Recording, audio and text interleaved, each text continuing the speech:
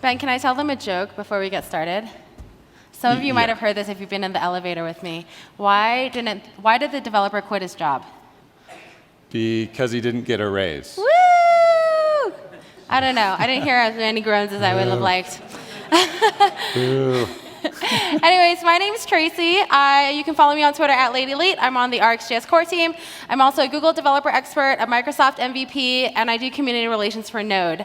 I'm also the lead at ThisDot, which is a JavaScript consultancy. We are hiring Angular developers, and we also do a lot of Angular consulting. So come find me if you want to chat about that. Today, I'm going to give a quick update on what's happening in the RxJS community. There's so many exciting things happening, right? There are. First off, we are so proud to see the progress of the library. We are currently at 8.7 million NPM downloads per week. That is crazy. Woo! Congratulations.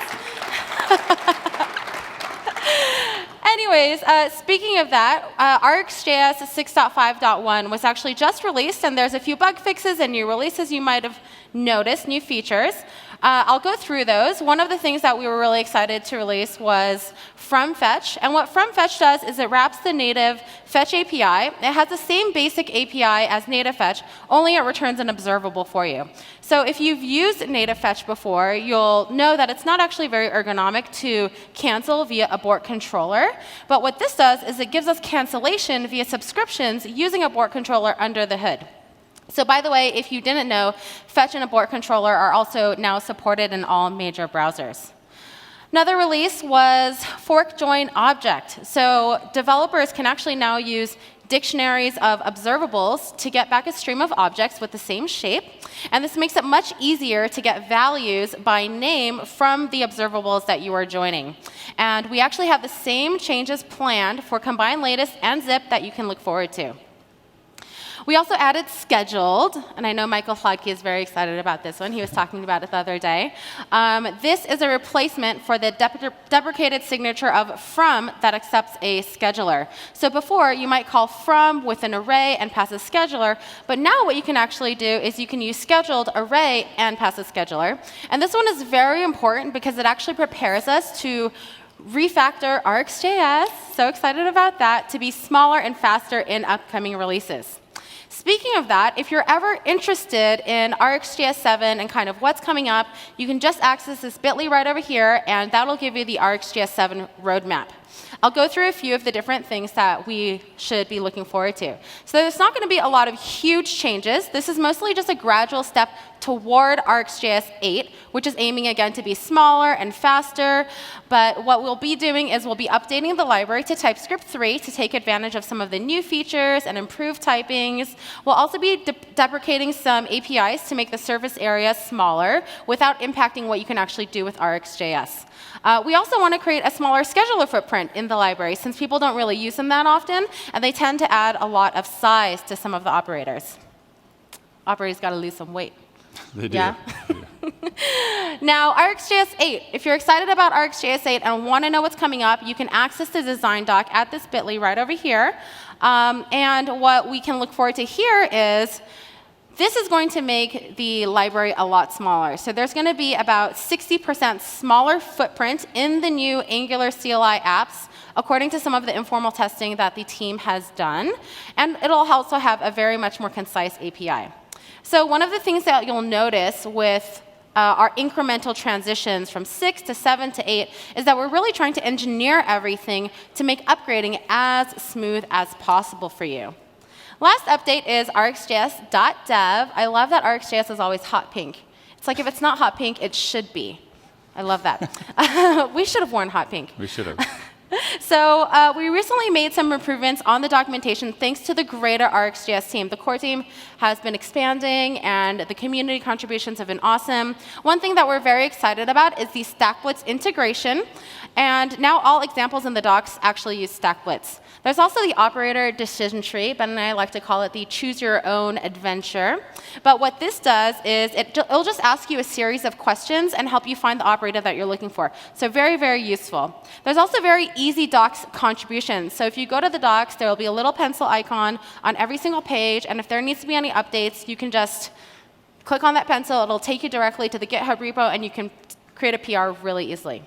It's very exciting, right? It is. It's very exciting. OK. So we love new contributors. I mean, again, the growth and the community that we've seen in the past year or so has been so amazing. Come contribute. You can either DM myself or Ben on Twitter anytime, and we'd be happy to get you started. Right. Are you ready, Ben? I'm think leaving so. you now. Oh, I don't know if I'm ready for that, but OK. Bye.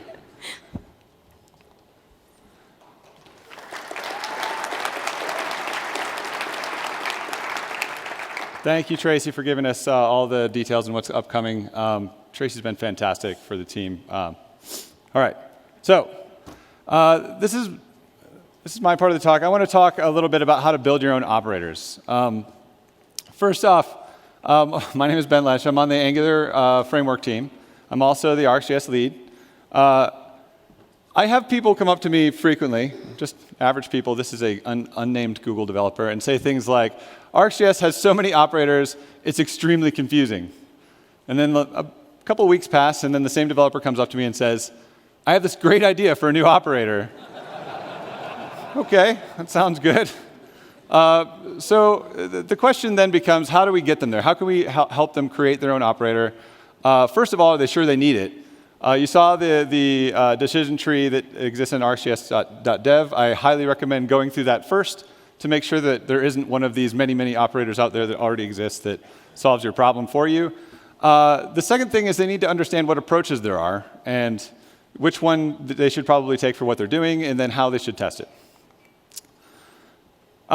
So there's another thing that this actually solves that I really want to talk about. It's kind of at the root of why I would like to talk about this topic. And the other thing is that people will say things like this. This app has so much RxJS, it's just like a wall of observables. It's very confusing, or whatever. They say some things to that effect. And what they're talking about is this. I like to call it the mega-observable. So this would scroll and scroll and scroll, and it's like this huge chain of operators and observable creation and whatever. And this isn't good. This is actually kind of bad. And custom operators can help you with this. And why is that bad? Well, I think we all know that writing a giant mega function is bad. And what you want to do with a giant mega function is you want to break it up into smaller functions and then compose them together where your giant mega function used to be, right? And so it becomes, your function becomes more readable, and two, it becomes more testable. So you can do the same thing using custom operators. But first, I think it's important for people to understand what is an operator. What's the anatomy of this thing? Really, it's just a function that transforms an observable into a new observable. So every operator that you use, when you call it, it returns a function of this shape. It takes a source observable and returns a new type of observable. And in our observable pipe method, this is just some pseudocode here. What you're actually doing is you're just giving it a list of this objects of this, or operator functions of this shape. So they're going from observable A to B, B to C, and so on. And the very last one that is returned in the chain is the type that you get back from the pipe method. Map operator, for example, your map operator that you use all the time, would have a signature something like this. It's a higher order function. You give it some mapping function, or what we call a projection function. And then it's going to return to you a function that takes an observable and returns an observable of a new type, probably the type that the mapping function is mapping to. So RxJS has a lot of operators made for you, tons and tons, as I keep saying. So a really good choice to build your own custom operator is just to use the operators that you already have available to you from RxJS. They're really well tested. They're tested by thousands of tests. They test for weird edge cases and weird corner cases. They've got proper error handling, that sort of thing. So this is probably the best bet for most people. And a custom operator, in this case, might look something like this. This is the simplest possible one I could think of. So let's say we want an operator that just takes every nth value from an observable stream. Really, what this is just a higher order function that's wrapping the filter operator, right? And inside the filter operator, we're saying for every index, see if it's divisible by n, and if it is, allow the value through. And you would use it the same way you would use any other RxJS operator. This will just work. Some people don't realize this just works, but it will. And so now I've got this observable of values between 0 and 9. I'm saying take every nth value, and it's going to emit 0 and 3 and 6 and 9 and so on. And the thing about it is, this is what I would have in place if I didn't have that there. And honestly, between the two, I think the custom operator, and this is always subjective, but I do think the custom operator is much more readable. Because the filter is going to be there, and you're going to have to now look at the filter and grok, like, what is this filter really filtering? Where the other one, you can just read the name of it, and provided that you gave it a good name, you understand what it's going to do. Not to mention, now you can test it separately. And to test it, you can do something as simple as this. You can just provide a mock observable, which could be an observable of that synchronously gives you some values and assert some expectations on it. Or you could even use a subject. So you can kind of see what it does over time, but still in a synchronous way. Technically, it's asynchronous. You signed it up, and later on you call it, but whatever. I'm not going to split hairs on that.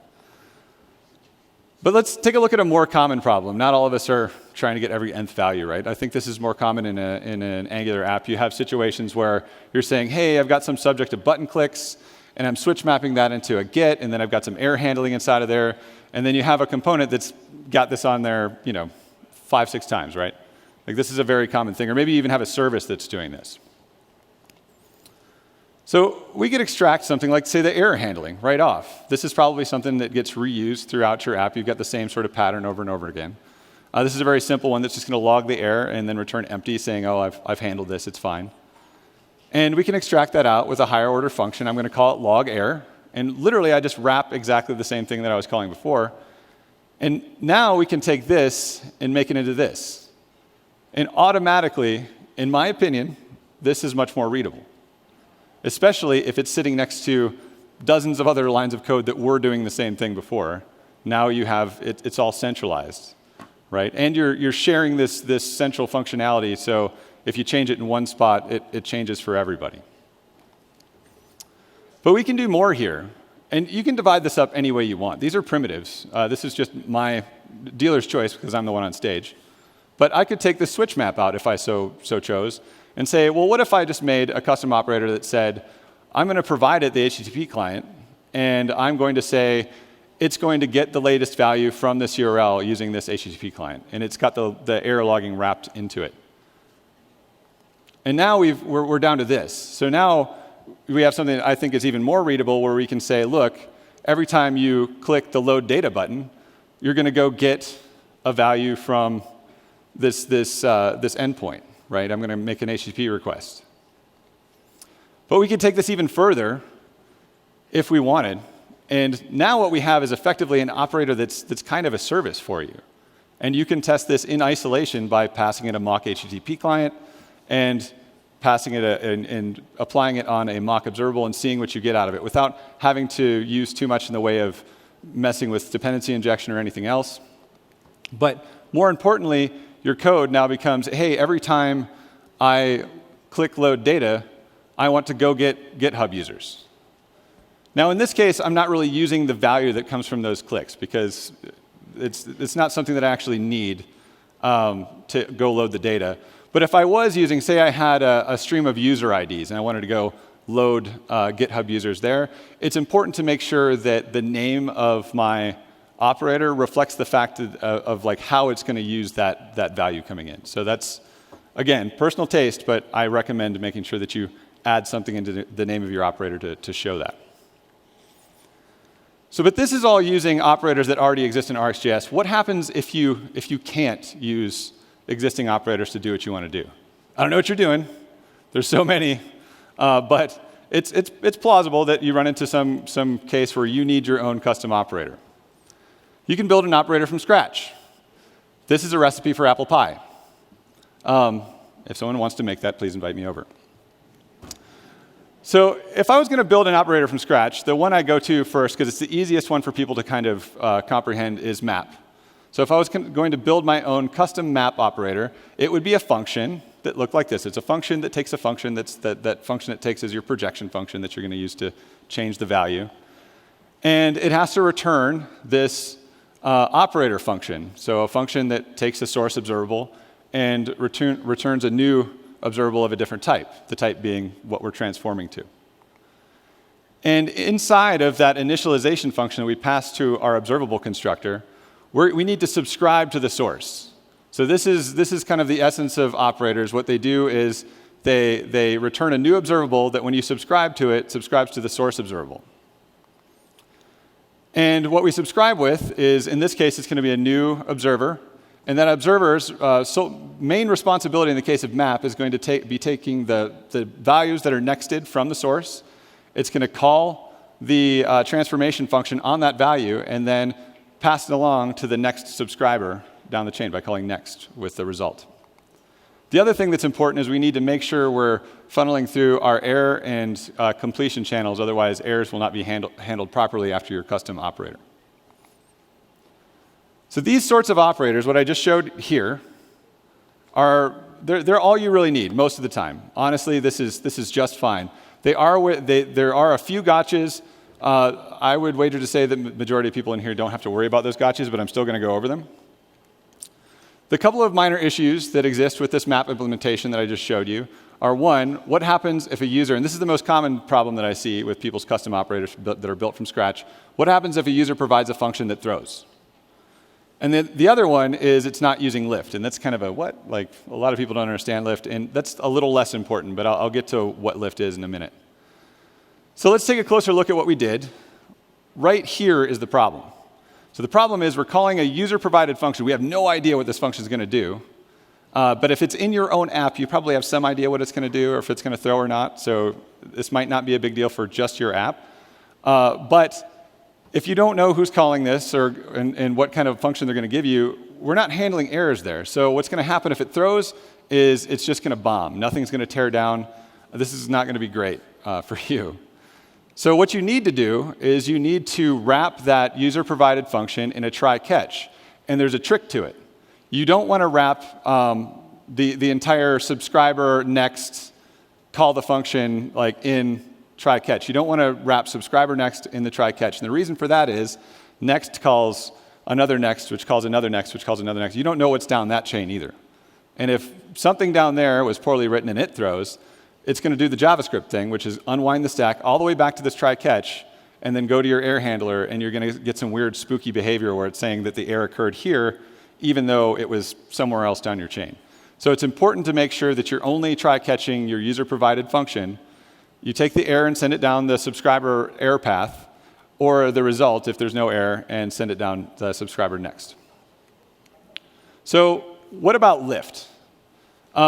This is a rarely understood thing as far as like why it exists, what it does, and what its involvement is with operators. Lift is a method on observable. And what it is for one, it's a unified call site for all of RxJS's operators. If you hooked into lift somehow, you could do some sort of analysis on like every single operator that is being used against observables. Nobody's successfully done that with any sort of debugging tool or anything like that, but theoretically, it's there for that. The other thing is it's responsible for creating all of the resulting observable instances. So one thing this gives us is subjects. When you use operators on subjects, they actually return subjects. Now, TypeScript doesn't honor this because TypeScript doesn't have higher kind of types. And be thankful for that, because I think it would just confuse the hell out of all of us, including me. But you could operate on a subject and then cast it as a subject and call next on it, and it would work. And the reason is lift is overridden on subjects to new up a subject and then do what lift does. It also helps architecturally with RxJS, so it can identify these are observable. This observable you're about to subscribe to is an observable that was created via an operator. This other one's the end of the operator chain. This other one's the source of the observable chain. So architecturally for the core team, it gives us some interesting guarantees as far as how we can architect RxJS. So this next section is really going to be kind of overkill for most people's needs, but I want people to understand it, and now's my opportunity to tell people about it. This is what lift looks like on observable. It news up a new observable. It sets an operator property and a source property that are really kind of private APIs to RxJS, and then it returns the result. That's all it does. All right, but we have too many things called operator. You notice I'm passing an operator in here. That's actually an interface. I'm going to, for the sake of this talk, I'm going to refer to this as the operator applicator because it's more descriptive for what it actually does. And the operator applicator is really just an interface that looks like this. It has a call method on it that takes a subscriber, which is our downstream subscriber, and the source observable that we're going to subscribe to, And it also returns some teardown logic, which is generally a subscription. Could be a function also. And so if we were going to have a map operator, like our other map operator that I just wrote, use one of these operator applicator things, it would look like this. I'd have a call method on it, and I'm going to subscribe to the source with a new observer and still use my next function, which is now part of this class. But you'll notice this part here should look very familiar, because it's exactly what we did in our more simplified operator. Not really any different. Another interesting thing about this class that has a call method on it is if you have a class with a call method on it, you can also define it as a function. It's just a weird quirk of this particular design. So that means you can pass the subscriber as the this argument, or it would be the this argument, the this context argument. And you can also have the source observable be the first argument coming in. So that means that we could define our map operator, the same map operator we had before, this way, where we say we have the function map, and its whole responsibility is to say, I'm going to return a function that takes a source observable, calls lift on it with our map operator function, and that's a higher order function that returns map lifted, which is our operator applicator, essentially. So it's doing what the other one did inside. So this is how you would write a operator that uses lift. And the benefits to this, again, are a little bit better architectural cooperation with RxJS, and everything's kind of going through that centralized point, and you would get custom types flowing through it. The custom types thing isn't as big of a deal in the pipeable world, though. It was more of a big deal when we were doing dot chaining. Also, you want to make sure you have the error handling stuff. I omitted it from the previous slide because it made it too small and hard to read, in my opinion. But you always make sure you're doing that. So let's talk really quick about testing your operators. Testing your operators, you really have to identify there's two different types of operators to test. And it's, is this an operator just for my app, or is this an operator for general consumption? If it's an operator just for your app, just test within reason. These are unit tests you're now doing. This is not a comprehensive test that's really going to help your app. It's really just to make sure your operator is doing what it's supposed to be doing. You want to have integration tests for your application that cover most things, including whatever the heck this operator is doing. For operators that other RxJS users are going to use, you need to be exhaustive. You have to make sure, you have to see what it's going to do with a synchronous observable, what it has to do with an asynchronous observable, what happens if the observable completes right away, what happens if you never get a value, what happens if you retry the result, what happens if it's done with a hot observable or a cold observable. If you have an operator that has more than one observable involved, like take until or something like that, then this is going to multiply or it's exponentially going to grow how many permutations of this you should test. This is what marble tests were designed for. And I'm going to go over what a marble test looks like here really quickly. In order to do marble testing, you have to import the test scheduler from RxJS/testing. And then the next thing you need to do is make sure you new up a new test scheduler before each test, because each one has some underlying state that it deals with. And part of this is you have to pass to it this assert deep equals function that you're responsible for creating. So if you're, depending on what testing framework you're in, if you're in Jasmine, you would have assert deep equals. And what it's going to do is you're going to do a deep equality comparison between the two values that come in. And what this gets used for is all of our marbles get converted into trees of objects or arrays of objects that we end up doing deep equality comparison on to make sure that the test passes. And then to write the test, you would use this rxtest.run block inside of your tests. And what we do in this is inside of the run block, we schedule a whole bunch of things to run on the test scheduler.